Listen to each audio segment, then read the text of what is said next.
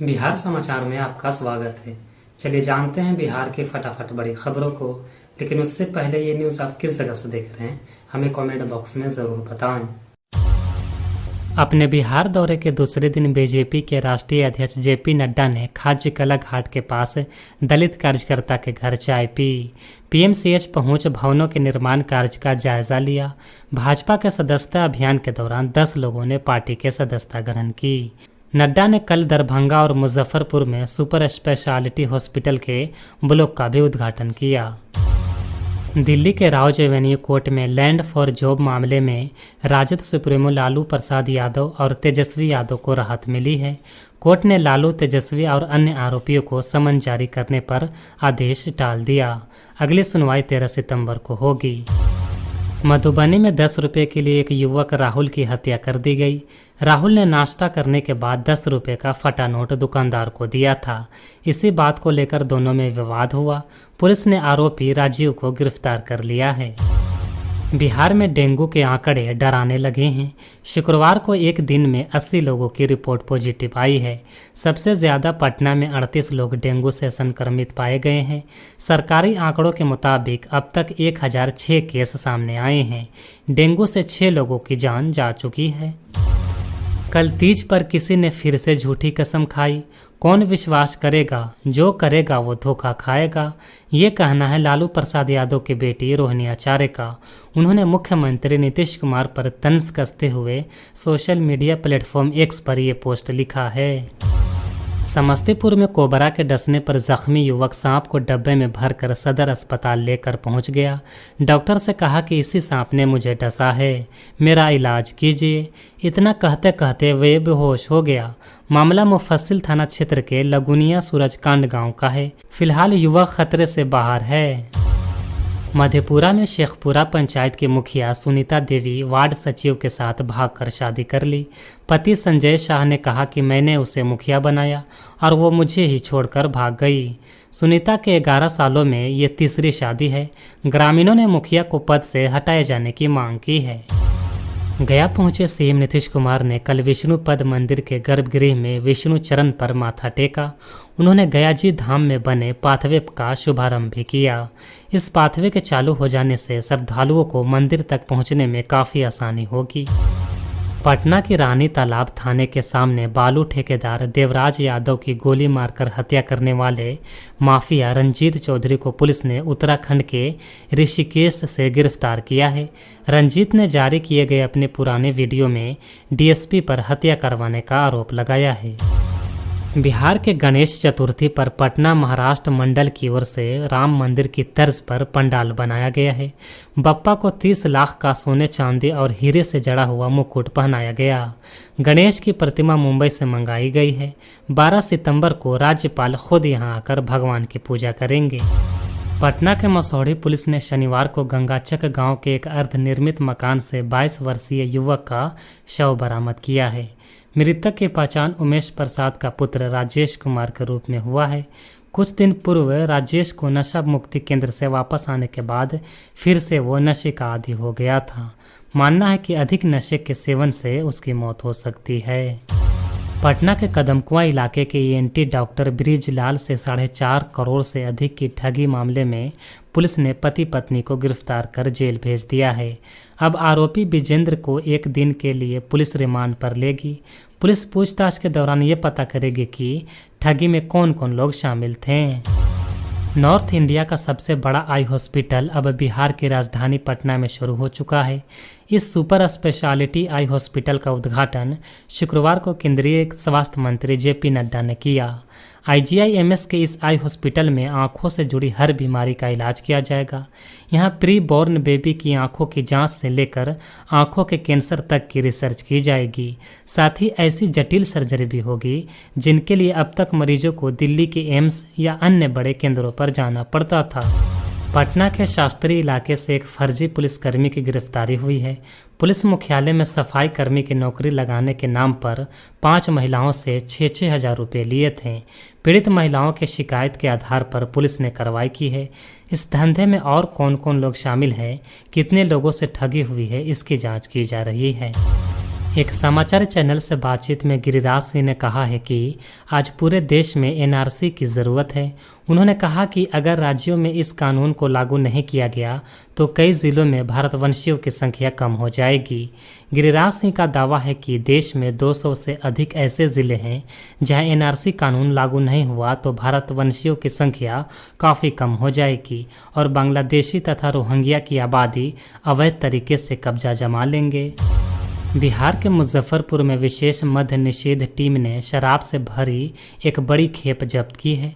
मुजफ्फरपुर के सदर थाना क्षेत्र के भागवानपुर में जब शराब से लदी ट्रक का शटर खोला गया तो पुलिस और उत्पाद विभाग की टीम हैरान रह गई। शराब की खेप को कुरकुरे के कार्टन्स के बीच छिपा कर रखा गया था ताकि किसी को शक ना हो। ट्रक ड्राइवर और खलासी को गिरफ्तार कर उनसे पूछताछ की जा रही है। इस खेप को मंगवाने और भेजने वाले माफिया के लिंक की जांच की जा रही है। बिहार में मुख्यमंत्री नीतीश कुमार द्वारा लागू पूर्ण शराबबंदी के बावजूद अवैध शराब का धंधा जारी है।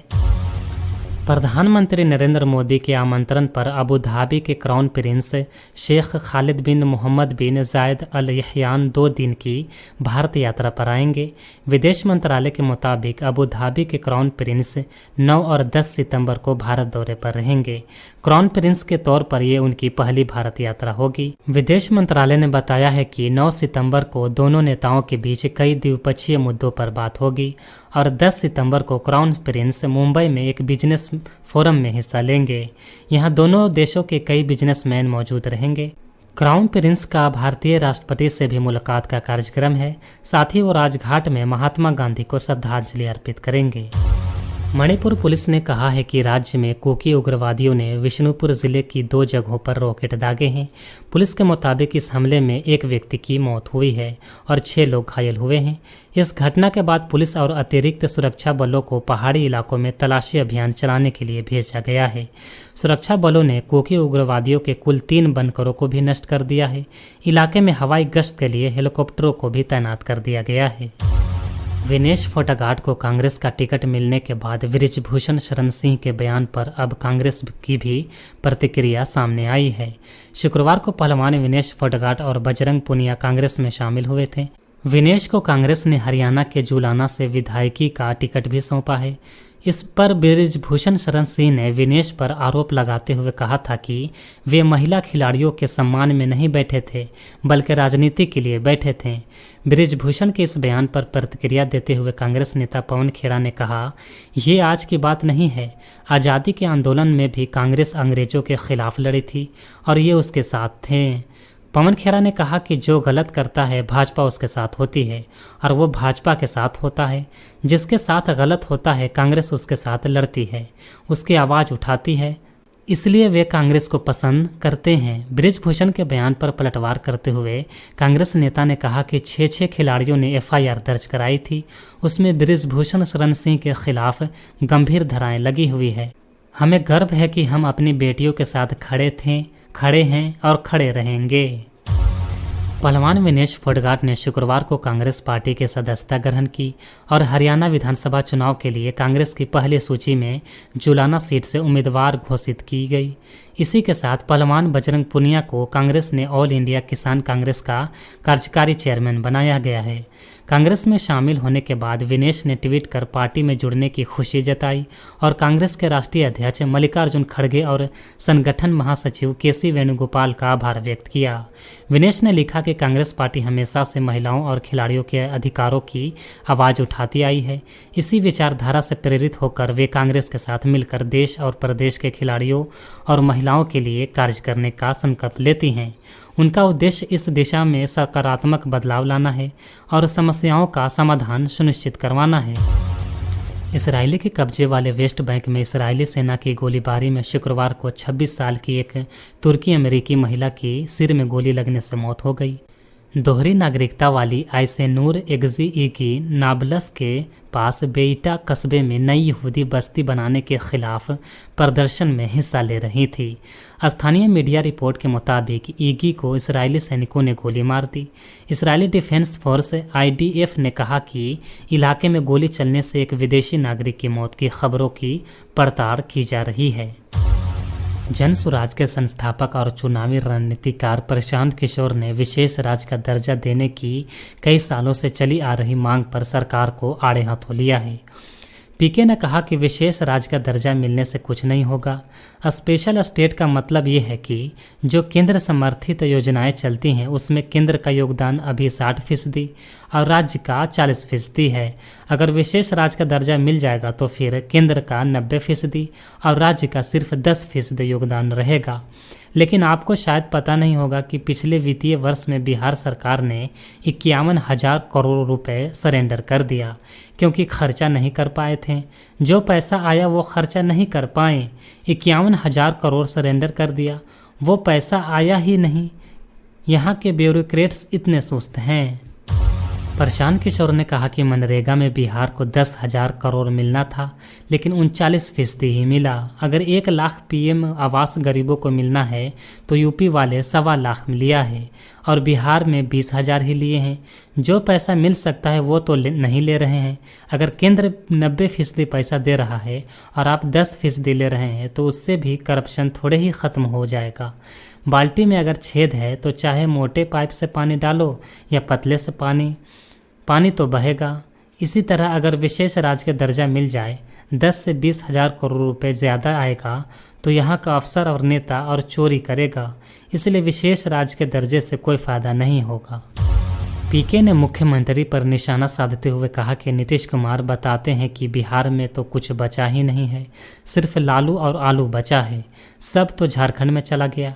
लेकिन ये बताइए कि चीनी मिल लगाने के लिए कौन से खनिज की ज़रूरत पड़ती है? गन्ना का खेत को झारखंड में नहीं गया तो चीनी मिलें कैसे बंद हो गईं? कहते हैं यहाँ समंदर नहीं है, तो मध्य प्रदेश, पंजाब, तेलंगाना और आंध्र प्रदेश में कौन सा समंदर है? सत्ता में 19 साल रहने के बाद पता चला है कि यहाँ समंदर नहीं है। ये बेवकूफ़ बनाने का तरीका है। आज के समाचार में बस इतना ही। बिहार के तमाम बड़ी खबरों को जानने के लिए देखते रहिए पटना समाचार। और साथ ही अगर ये न्यूज़ आप यूट्यूब पर देख रहे हैं तो चैनल को सब्सक्राइब करें और अगर आप फेसबुक पेज पर देख रहे हैं तो लाइक और फॉलो ज़रूर करें। धन्यवाद।